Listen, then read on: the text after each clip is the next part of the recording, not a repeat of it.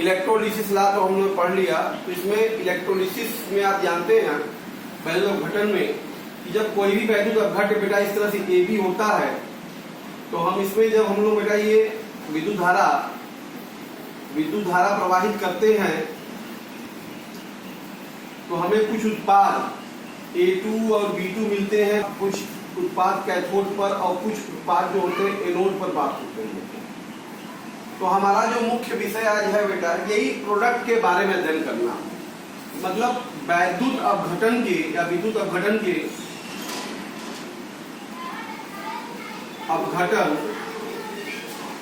के उत्पाद product of electrolysis,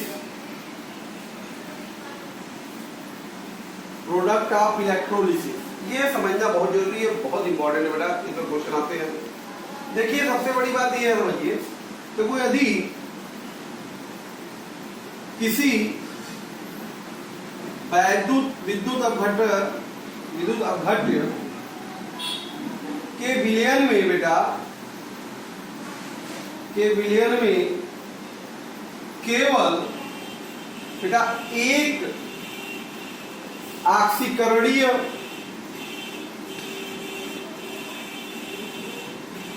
व एक अपचयनीय ऑक्सीडेबल एंड रिड्यूसेबल अपचयनीय पदार्थ होते हैं तो विद्युत अपघटन द्वारा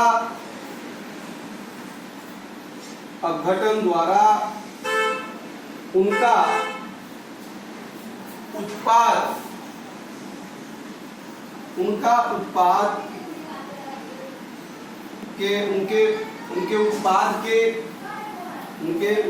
का अनुमान लगाना सरल होता है बेटा। ठीक है, उनका प्रोडक्ट पता करना बहुत ही आसान होता है। जैसे अगर हम थोड़ी सी बात करें गलित फ्यूज्ड कहते हैं इंग्लिश में इसको, गलित सोडियम क्लोराइड का विद्युत अपघटन बेटा करने पर अगर हम इसके प्रोडक्ट के बारे में चर्चा कर रहे हैं बेटा तो ध्यान दीजिएगा। तो इसमें Na+ और Cl- आयन है, कि एक ही प्रकार का पदार्थ, दो ही पदार्थ है इसमें। तो कैथोड पर होगा क्या बेटा, हमको कैथोड पे जो सोडियम आयन है वो इलेक्ट्रॉन को ग्रहण करके सोडियम धातु में बदल रहा होगा। कैथोड पर हमको सोडियम धातु मिलेगा और बेटा एनोड पर जो है ये जो Cl- आयन है विलयन का, वो Cl2 गैस के रूप में दो इलेक्ट्रॉनों का त्याग करके Cl2 गैस बनाएगा। तो इसका प्रोडक्ट लगा हमने आसानी से इसलिए बता दिया बेटा क्योंकि इस गलित फ्यूज्ड स्टेट में सिर्फ और सिर्फ यहाँ पे एक ही आक्सीकरणीय और एक ही अपचयनीय पदार्थ उपस्थित है। क्लियर है बेटा? लेकिन आप ये समझिए, लेकिन यदि विद्युत अपघट्य के विलयन में एक से अधिक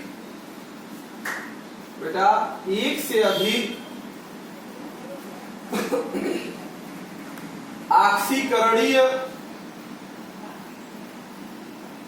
व अपचयनीय रिड्यूसेबल पदार्थ उपस्थित होने पर बेटा एक से अधिक अगर उसमें आ गया होने पर उनके मध्य बेटा प्रतियोगी कंपैरेबल रिएक्शन होते हैं। उनके मध्य बेटा प्रतियोगी अभिक्रियाएं होती हैं जिससे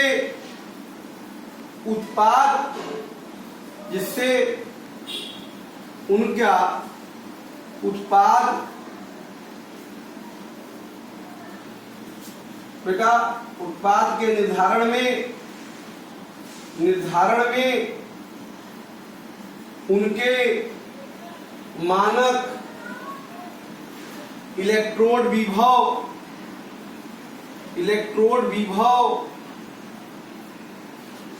विलयन की सांद्रता तथा इलेक्ट्रोडों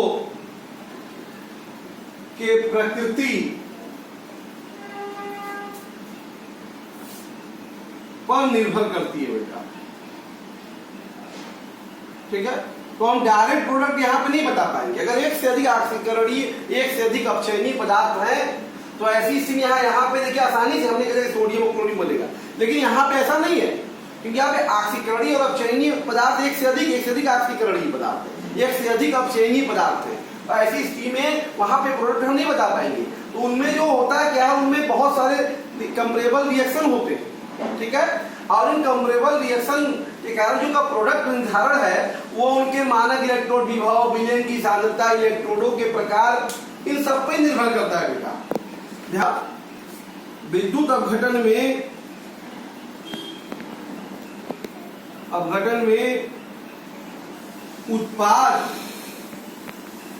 उत्पादों का जो निर्धारण है दो प्रकार के इलेक्ट्रोडों द्वारा होता है बेटा, दो प्रकार के इलेक्ट्रोडों द्वारा होता है। ध्यान दीजिएगा, हमारे पास एक होता है अक्रिय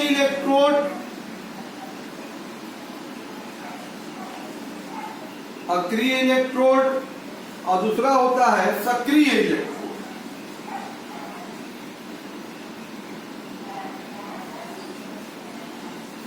ठीक है, तो अगर हमारा इलेक्ट्रोड अक्रिय है, ध्यान दीजिए बेटा, अक्रिय इलेक्ट्रोडों की उपस्थिति में बेटा, अक्रिय इलेक्ट्रोड की उपस्थिति में इलेक्ट्रोड हमारे क्या क्या हो सकते हैं, ध्यान दीजिएगा। प्लेटिनम का इलेक्ट्रोड अक्रिय इलेक्ट्रोड है, निकिल का इलेक्ट्रोड यूज किया जा रहा है, अक्रिय इलेक्ट्रोड है, कार्बन, ये सब हमारे अक्रिय इलेक्ट्रोडों की श्रेणी में आते हैं। तो ऐसे इलेक्ट्रोड जो है प्रभावित नहीं करते प्रोडक्ट को।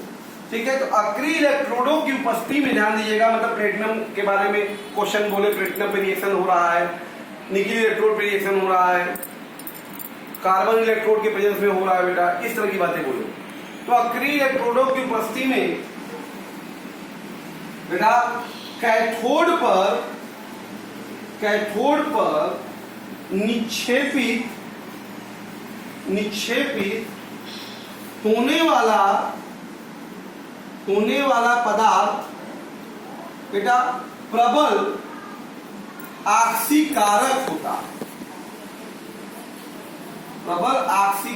होता है, ठीक है। कहने का मतलब अगर हम जो अपघटन करा रहे हैं तो उसमें बहुत सारे ऑक्सीकरणीय पदार्थ होंगे, तो इसका मतलब हुआ बेटा कि अर्थात कैथोड पर वही पदार्थ निक्षेपित होगा जिसका एसआरपी उच्च होगा बेटा, जिसका एसआरपी का मान क्या होगा, उच्च होगा, हाई होगा।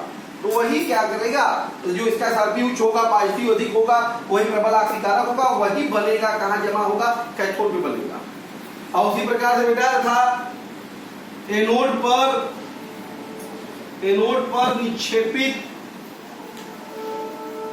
होने वाला, पे जो निक्षेपित होने वाला पदार्थ है वह प्रबल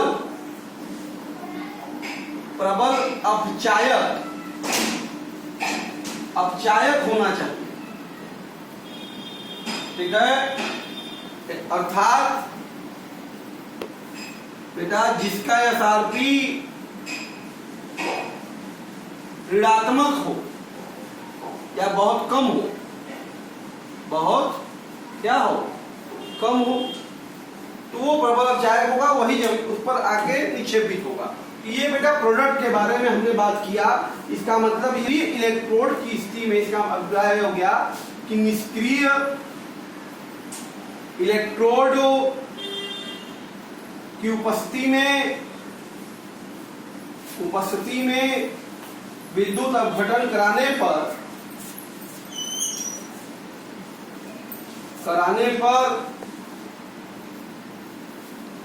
ध्यान दीजिएगा, कैथोड पर हमेशा बेटा प्रबल आक्सीकारक निक्षेपित होगा और एनोड पे हमेशा प्रबल अपचायक निक्षेपित होगा। ये बहुत इंपॉर्टेंट बात है। प्रोडक्ट एनालिसिस का बहुत ध्यान देना है आपको। निष्क्रिय इलेक्ट्रोड में करेंगे तो कैथोड पे जो हमारे एक से अधिक पदार्थ है उनमें जो प्रबल आक्सीकारक होगा वो कैथोड पर जाएगा, और एनोड पर उन सभी पदार्थों में जो प्रबल अपचायक होगा वो कहां जाएगा बेटा? एनोड पर जाएगा। ध्यान दीजिएगा, सक्रिय इलेक्ट्रोडों की स्थिति में विद्युत अपघटन कराने पर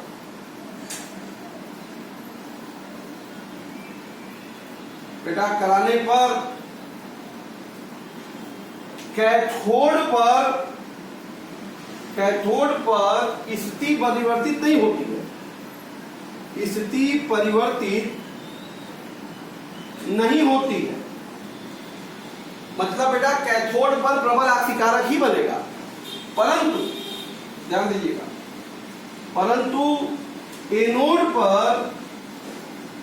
एनोड पर जो इलेक्ट्रोड है बेटा, स्वयं ही इलेक्ट्रोड जो एनोड होगा वो स्वयं ही धनायन के रूप में विलयन में जाने लगेगा। ये स्थिति होगी सक्रिय इलेक्ट्रोड की स्थिति में।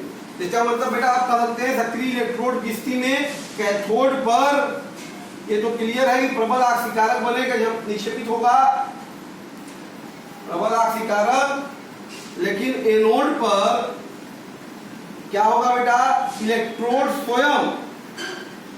इलेक्ट्रोड स्वयं धनायन के रूप में विलयन में जाने लगेगा। क्लियर है? एनालिसिस। अब दूसरी बात है कि कैसे पता करेंगे प्रबल आक्सीकारक, प्रबल अपचायक। इसके बारे में हमने कई बातें आपको बताई। देखिए, प्रबल आक्सीकारक या प्रबल अपचायक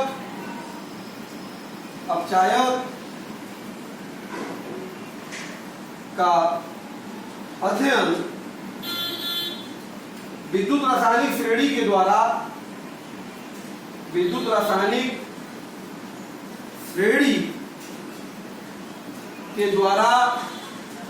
कर लेते हैं।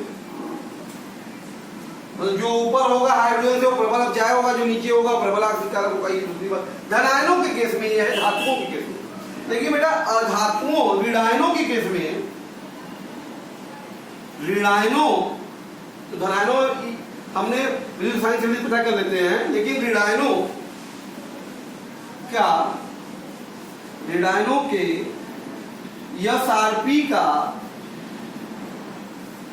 एसआरपी के घटने का जो क्रम है बेटा, घटने का क्रम बेटा निम्न है,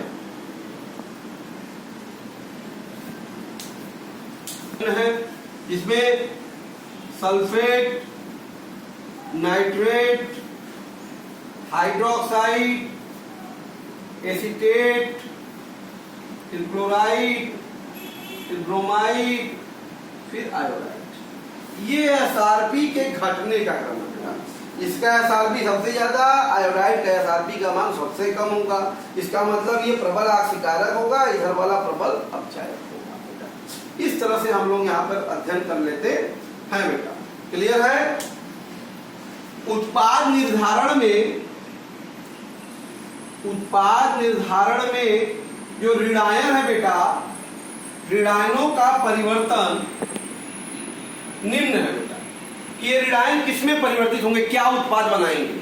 देखो बेटा सल्फेट जो होता है ये अगर परिवर्तित होता है बेटा ये H2OH2- सल्फेट आयन जो होगा स्वयं प्रोडक्ट के रूप में H2OH2- के रूप में क्या होगा, प्रोडक्ट आपको देता रहेगा। ठीक है। और उसी प्रकार से बेटा OH- आयन जो होगा वो बेटा O2 और H2O में परिवर्तित होगा। अगर OH- आयन प्रोडक्ट बनाने में पार्टिसिपेट करेगा तो उसका प्रोडक्ट क्या होगा, ऑक्सीजन और H2O होगा। ध्यान दीजिएगा।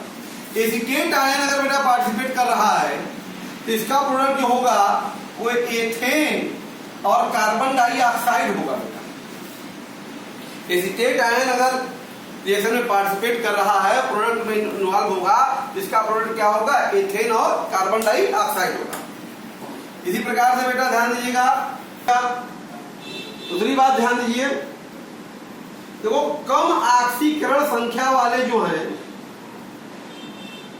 कम ऑक्सीकरण संख्या वाले आयन जो होते हैं बेटा वो इलेक्ट्रोकेमिकल सीरीज में ईसीएस में H से ऊपर होते तथा जिसकी ऑक्सीकरण संख्या कम है वो ईसीएस में हाइड्रोजन से ऊपर होंगे तथा अधिक ऑक्सीकरण संख्या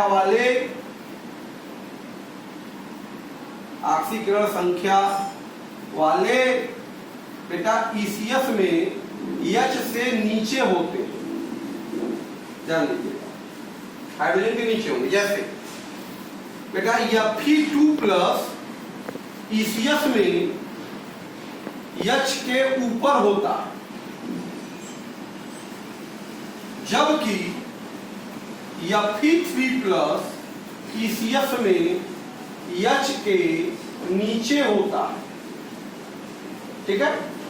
किसी में बताया ना कम ऑक्सीकरण संख्या ऊपर होगा, अधिक ऑक्सीकरण संख्या वाला नीचे होगा। ठीक है। उसी प्रकार से बेटा Sn2+ ईसीएस में H के ऊपर होता है जबकि बेटा Sn4+ ईसीएस में H के नीचे होता है। ठीक है। इस बात को बहुत ध्यान दीजिएगा, काफी हेल्प करेगा क्वेश्चन में। बहुत ही ये आपके पास इंपॉर्टेंट क्वेश्चन है ये। यहाँ पे आपका सारा कंफ्यूजन दूर हो जाएगा। प्रोडक्ट एनालिसिस भी आपको तुरंत देखते ही आंसर दे सकेंगे। जैसे यहाँ पे आपने करा, देखिए सबसे बड़ी बात आपको ध्यान देना है कि क्वेश्चन पूछ क्या रहा। विद्युत अपघटन ही शब्द देखते ही आंसर देना मत शुरू करिए। उसमें इलेक्ट्रोड को जानना बहुत जरूरी है। निष्क्रिय इलेक्ट्रोड कह रहा है, अक्रिय इलेक्ट्रोड कह रहा है, निकिल इलेक्ट्रोड पे कह रहा है क्वेश्चन, प्लेटिनम इलेक्ट्रोड पे क्वेश्चन कहे, कार्बन इलेक्ट्रोड पे कहे, तब ये सोचेंगे आप। तब ऐसी स्थिति में आपको मैंने बताया था ऐसे क्वेश्चनों को सॉल्व करने के लिए हमेशा कैथोड पर किसका विचार करेंगे बेटा, प्रबल ऑक्सीकारक का विचार करेंगे। और बेटा एनोड पर किसका विचार करेंगे, प्रबल अपचायक का विचार करेंगे। ठीक है। आइए देखते हैं कि करके आंसर। पहला ध्यान दिए बेटा, पहला ध्यान दो। जैसे आपने करा NaCl एक्वा, तो आप ये जानिए कि इसमें बेटा कौन कौन से आयन हैं। NaCl एक्वस में Na+ भी होगा, Cl- भी होगा, जली है ये, ध्यान दीजिए जली है तो H+ भी होगा और OH- होगा। तो अब कैथोड की बात करें, कैथोड पर उत्पाद की बात कर रहे हैं, तो कैथोड पर उत्पाद की बात करेंगे तो कैथोड पे अब आप देखें Na+ और H- में H+ में प्रबल ऑक्सीकारक कौन है बेटा, बताइए कौन प्रबल ऑक्सीकारक है, H+ है प्रबल ऑक्सीकारक। H+ क्या है, प्रबल ऑक्सीकारक है। इसलिए कैथोड पे आपको सोडियम यहां नहीं मिलेगा, बल्कि क्या मिलेगा बेटा, 2H+ + 2 electron gives H2 gas मिलेगा। कैथोड पे हाइड्रोजन गैस मिलेगा। और एनोड पे चर्चा करें अगर हम लोग एनोड पर बेटा, तो हमारे पास दो चीजें हैं, Cl माइनस और OH माइनस। इसमें प्रबल अपचायक कौन सा है? Cl माइनस OH माइनस बेटा, Cl माइनस जो है वो प्रबल अपचायक, प्रबल अपचायक है Cl माइनस।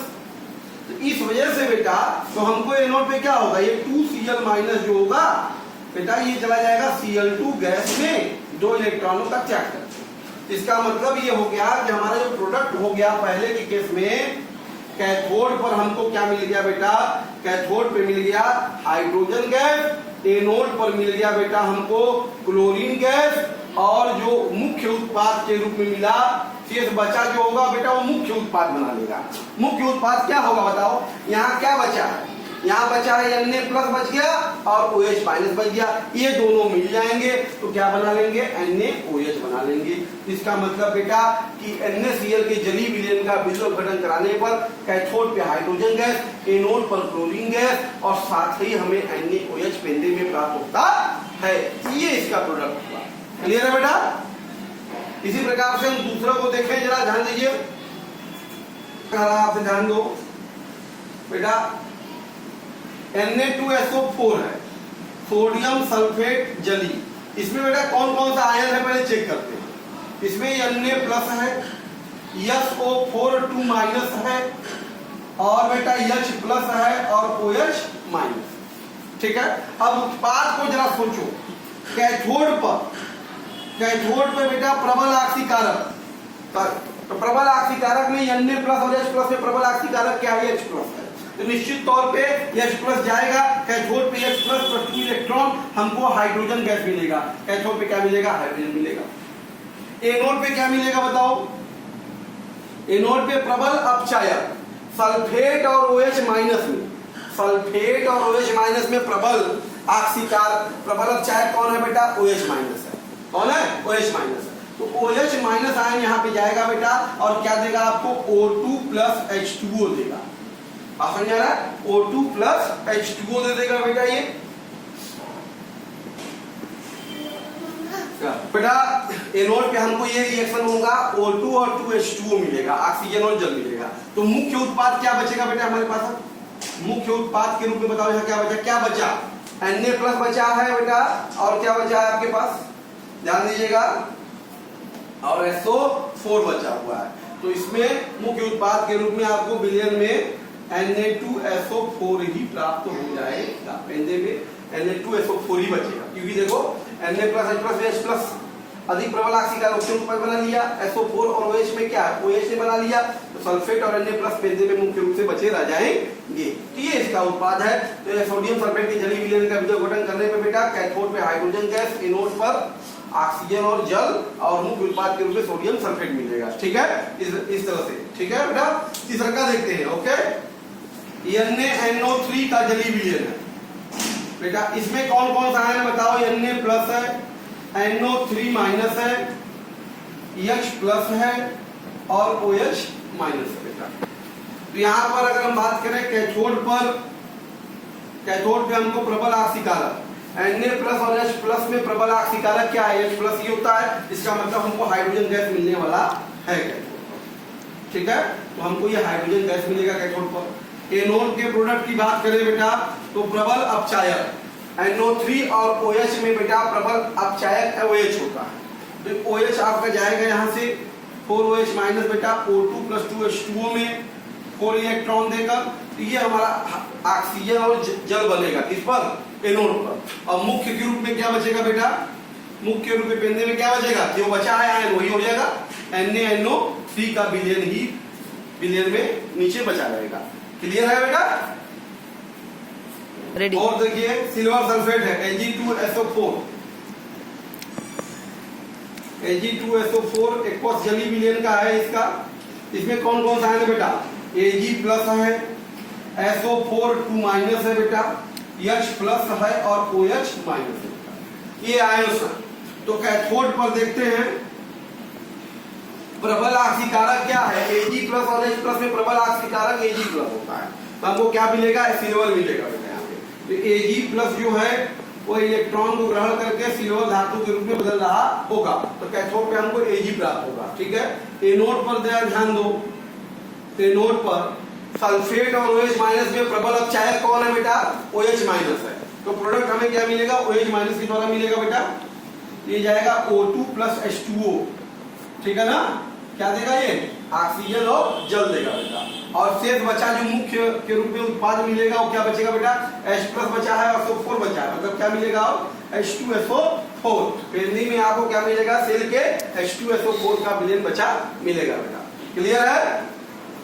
तो कह रहा है AgCl का जलीय विलयन का आपको प्रोडक्ट पता करना है। इसमें बताओ विलयन में क्या क्या है? Ag प्लस है, Cl माइनस है, H प्लस है और बेटा OH माइनस है। तो कैथोड पे प्रोडक्ट अगर लिखना है आपको, ध्यान दो। तो कैथोड पे देखो ये Ag प्लस और H प्लस में प्रबल आक्सीकारक कौन होगा? Ag प्लस ही होगा। तो निश्चित तौर पे हम जान गए कि Ag प्लस हमको क्या करेगा? इलेक्ट्रॉन का त्याग करके हमको सिल्वर धातु ये देगा। तो कैथोड पे हमको सिल्वर मिलेगा। एनोड पे ध्यान दो बेटा। एनोड पे प्रबल अपचायक Cl माइनस और OH माइनस में प्रबल अपचायक कौन है बेटा? Cl minus. क्या है? Cl minus. यहाँ पे हमको Cl माइनस जो है वो Cl2 में बदल रहा होगा। क्लियर है? तो हमको एनोड पे यहाँ पे क्लोरीन गैस मिलेगा और कैथोड पर सिल्वर धातु मिलेगा। ठीक है बेटा। और मुख्य के रूप में क्या मिल गया बेटा? बताइए क्या बचा है विलयन? H प्लस और OH माइनस। मुख्य के रूप में विलयन में खाली जल का पानी बचेगा, H2O बचा रहेगा। कैथोड पर सिल्वर, एनोड पे क्लोरीन और मुख्य रूप में H2O बचा रहेगा। ओके। FeCl3 एक्वस है। तो बेटा इसमें कौन कौन सा है ध्यान दो। Fe3 प्लस है, Cl माइनस है, H प्लस है और OH माइनस है। कैथोड पे ध्यान दो बेटा। प्रबल आक्सीकारक या Fe3 और H प्लस है। देखो यहाँ पे अधिक आक्सीकर संख्या का है, H से नीचे होगा। प्रबल आक्सीकारक कौन होगा बेटा? Fe3 प्लस होगा। तो हमको क्या मिलेगा कैथोड पे? यहाँ पे बेटा आयरन धातु मिलने वाला है। Fe धातु आपको मिलेगा प्लस 3 इलेक्ट्रॉन। तो कैथोड पे Fe मिलेगा बेटा। एनोड पर देखें Cl माइनस और OH में प्रबल अपचायक Cl है। तो हमें क्या मिलेगा एनोड पे बेटा? क्लोरीन गैस मिलने वाली है। क्या मिलने वाली है बेटा? Chlorine gas. तो FeCl3 जलीय विलयन करने पे कैथोड पर आयरन और एनोड पे क्लोरीन गैस। और पेंदे में क्या बचेगा बेटा? मुख्य के रूप में सेल के लास्ट में क्या बचा है? H प्लस OH माइनस बचा है खाली। ये मतलब पेंदे में आपको खाली H2O बचा रहेगा। H2O का जल बचा रहेगा। क्लियर है? यहाँ पे FeCl2 है एक्वस। ध्यान दो इसमें क्या है बेटा आपके पास? Fe2 प्लस है, Cl माइनस है, H प्लस है और OH माइनस है। ठीक है। तो यहाँ अगर बात कर रहे हैं तो कैथोड पे देखो जरा, तो हमेशा क्या होगा? देखो Fe2 प्लस H प्लस में प्रबल आक्सीकारक कौन होगा बेटा? H प्लस होगा। तो हमको क्या मिलेगा? FeCl2 का गठन करने पे हमको कैथोड पर हाइड्रोजन गैस मिलने वाली है। एनोड पे बेटा ध्यान दो। एनोड पे जरा देखें Cl माइनस और OH माइनस में प्रबल अपचायक Cl माइनस है, तो क्लोरीन गैस मिलेगा। क्या मिलने वाला है बेटा? Cl2 गैस मिलेगा। ठीक है। Cl2 गैस आपको मिलेगा। और मुख्य के रूप में जो बचा रहेगा सेल के पेंदे में वो क्या होगा बेटा? क्या बचा है? Fe2 प्लस और OH माइनस। इसका मतलब यहाँ पे आपको FeOH का ट्वाइस बचेगा। विलयन में FeOH का ट्वाइस बचा रहेगा। क्लियर है बेटा? SO4 है। ध्यान दो FeSO4 एक्वस है। तो आप जानते हैं इसमें क्या होगा बेटा? Fe2 प्लस है, SO4 2 माइनस आयन है, H प्लस आयन है और OH माइनस आयन है। तो कैथोड पर अगर हम देखें उत्पाद के बारे में बेटा, तो Fe2 प्लस और H प्लस में प्रबल आक्सीकारक हमारे पास H प्लस है निश्चित तौर पे। तो हमें क्या मिलने वाला है बेटा बताओ? हाइड्रोजन गैस मिलेगा। यहाँ पे 2H plus plus 2 electron gives hydrogen gas. तो कैथोड पर FeSO4 का अपघटन करने पे हाइड्रोजन गैस मिलेगा। एनोड पर अगर देखें तो Fe2 प्लस SO4 और OH में प्रबल अपचायक क्या है बेटा? OH माइनस है। तो ये OH माइनस हमारा जाएगा। ठीक है। तो क्या देगा हमको? एनोड पर ऑक्सीजन और जल देगा बेटा। ऑक्सीजन और क्या देगा? जल देगा। तो एनोड पे हमको ऑक्सीजन और जल मिलेगा यहाँ पे। और पेंदे में क्या बचा रहेगा मुख्य के रूप में? बताइए कौन सा आयन बचा है? Fe और SO4 बचा है ना खाली। तो यहाँ पे FeSO4 का विलयन ही पेंदे में बचा रहेगा बेटा। क्लियर है? तो बेटा Fe2SO4 थ्राइस एक्वस, ध्यान दो, अगर ये है तो यहाँ पे विलयन में देखो क्या है, Fe3 प्लस है, SO4 2 माइनस है, H प्लस है और OH माइनस है। तो कैथोड पर अगर बात करें तो कैथोड पे देखें तो Fe3 प्लस और H प्लस में प्रबल आक्सीय कारक आपका बेटा Fe3 प्लस होता है। तो आपको यहाँ पे क्या मिलेगा, कैथोड पर Fe3 प्लस मिलेगा, मतलब आयरन आपको मिलेगा कैथोड के उत्पाद के रूप में। ठीक है। एनोड पे बात करें अगर बेटा सल्फेट और OH माइनस में अधिक कौन है बताइए, बताओ कौन है, आपको OH माइनस है, तो ये हमको क्या मिलेगा एनोड पर बेटा, ऑक्सीजन और जल मिलेगा। ठीक है। और क्या बचेगा मुख्य के रूप में सॉल्यूशन में, बताओ क्या बचेगा, SO4 और H प्लस, मतलब H2SO4 का विलयन पेंदे में बचा रहेगा। क्लियर है? तो देखिए कॉपर सल्फेट एक्वस है बेटा, इसमें देखिए निष्क्रिय इलेक्ट्रोड, सब ध्यान दीजिएगा, बहुत इंपॉर्टेंट, निष्क्रिय कॉपर का बड़ा इंपॉर्टेंट है, बोर्ड में कई बार पूछा गया है। ठीक है। कॉपर सल्फेट क्या अगर निष्क्रिय इलेक्ट्रोड पे पूछा जाएगा तभी आंसर होगा, क्योंकि हम निष्क्रिय इलेक्ट्रोड पे सॉल्व कर रहे हैं। तो यहाँ पे अगर देखें तो Cu2 प्लस है, सल्फेट आयन है, H प्लस है और OH माइनस है।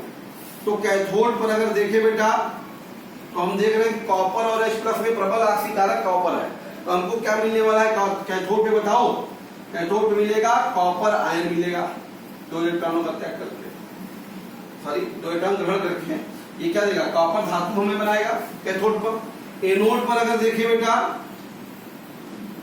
एनोड पर सल्फेट और OH माइनस में प्रबल चाहे OH माइनस है, तो हमको क्या मिलने वाला है बेटा एनोड पर, बताइए O2 प्लस H2O मिलेगा।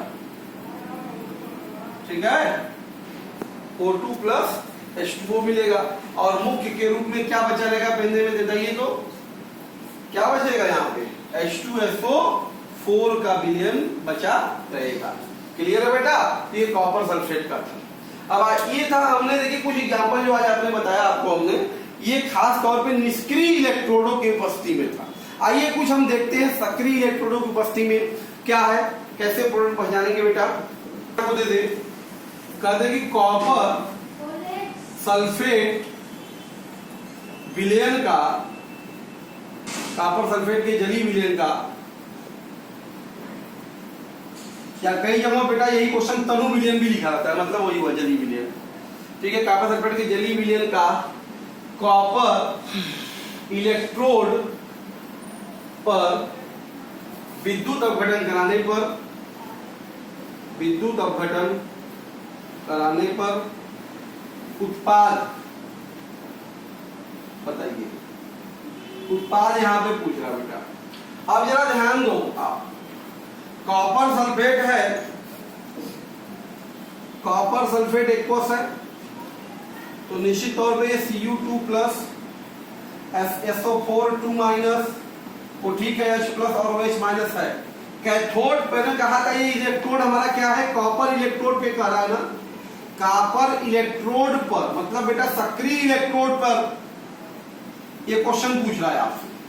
तो इसमें आपको बताया था कैथोड पर तो चेंजेस नहीं होगा, तो कैथोड पर क्या बनेगा बेटा, यहाँ पे प्रबल आक्सीय कारक ही आएगा, प्रबल आक्सीय कारक ही बनेगा। यहाँ पे Cu2 प्लस और H प्लस में प्रबल आक्सीय कारक Cu है। ठीक है, जिसका मतलब कैथोड पे हमको क्या मिलने वाला है, Cu2 प्लस 2 इलेक्ट्रॉनों को ग्रहण करके बेटा ये Cu कॉपर धातु बना रहा होगा। और जबकि एनोड पर मैंने बताया सक्रिय इलेक्ट्रोडों की स्थिति में एनोड पर क्या होता है बेटा, कि जो धनायन होते हैं इलेक्ट्रोड स्वयं ही धनायन के रूप में विलयन में जले लगता है, विलयन में जाने लगता है। ठीक है, तो इस स्थिति में बेटा जो Cu है, क्योंकि यहाँ पे तब हम इसको ध्यान नहीं देंगे, क्योंकि सक्रिय कॉपर धातु खुद जाने लगेगा विलयन में। कॉपर जो है बेटा वो Cu2 प्लस के रूप में विलयन में जाने लगेगा। क्लियर है? तो ये जो है यहाँ पर हमको कि एनोड पर बेटा Cu2+ आयन विलयन में जाने लगेगा, तो इसका प्रोडक्ट क्या होगा, Cu2+ आयन के रूप में मिलेगा। ओके, नाइट्रेट के जलीय विलयन का सिल्वर इलेक्ट्रोड पर विद्युत अपघटन कराने का उत्पाद क्या बनेगा, ये जानते हैं। जैसे अब यहाँ पे सिल्वर नाइट्रेट का जलीय विलयन है, ठीक है, इसमें तो Ag+ है और NO3- होगा, H+ होगा और OH- होगा, ठीक। और इलेक्ट्रोड लेकिन आपका क्या है बेटा, सिल्वर है, सक्रिय इलेक्ट्रोड है, ठीक है। तो ऐसी स्थिति में कैथोड पर तो कोई चेंजिंग नहीं होगी, प्रबल ऑक्सीकारक होगा। Ag+ और H+ में प्रबल ऑक्सीकारक बेटा क्या है, Ag+ है। इसका मतलब Ag+ जो है वो 2 इलेक्ट्रॉनों का त्याग करके सिल्वर धातु बनाएगा हमको, सिल्वर धातु के रूप में वो सिल्वर धातु ये क्या करेगा, प्रोडक्ट के रूप में बनाएगा कैथोड पर। एनोड पर अगर हम देखें तो मैंने बताया था ना कि यहाँ पर उत्पाद के रूप में क्या बनता है बेटा, जो इलेक्ट्रोड है वो स्वयं ही आयन के रूप में विलयन में जाएगा, मतलब सिल्वर स्वयं ही क्या करेगा, इलेक्ट्रॉन का त्याग करके धनायन के रूप में विलयन में जाने लगेगा, ठीक है। Ag+ आयन हमको मिलेगा। इस तरीके से बेटा हम लोग विद्युत अपघट्ट के उत्पाद को आसानी से आकलन कर सकते हैं। बेटा ये बहुत इंपॉर्टेंट टॉपिक है, इसमें बहुत सारे क्वेश्चन भी है कंपटीशन के भी, इसको हम नेक्स्ट वीडियो में आपके साथ अपलोड भी करेंगे, प्रोडक्ट ऑफ इलेक्ट्रोलिसिस का। इसको तैयार करिए, प्रैक्टिस कीजिए बेटा। Okay, thank you.